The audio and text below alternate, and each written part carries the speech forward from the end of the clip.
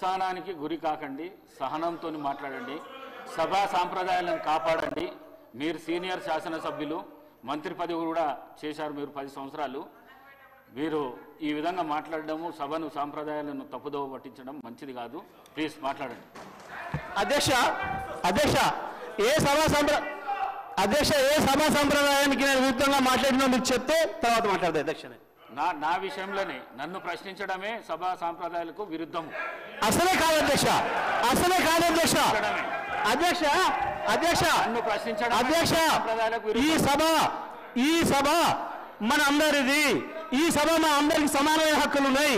మా అందరి తరఫున మీరు పెద్ద మనిషి మాత్రమే ఆడ కూర్చున్నారు తప్ప ఈ సభ మీ సొంతం కూడా కాదు. ఈ విషయం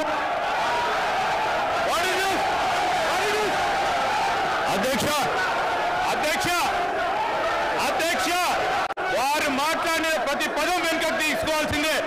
ఈ రోజు చేరి దూషించిన సందర్భంలో వారు క్షమాపణ చెప్పాల్సిందే అధ్యక్ష.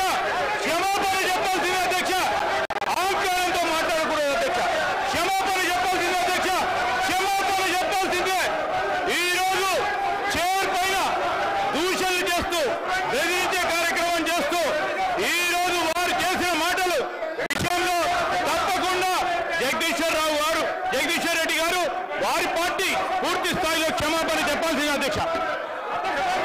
ప్రపంచంలో ఏ మూల ఏ క్షణం ఏం జరుగుతుందో వేగంగా తెలుసుకోవడానికి తొలి వెలుగు వాట్సాప్ ఛానల్ని ఫాలో చేయండి.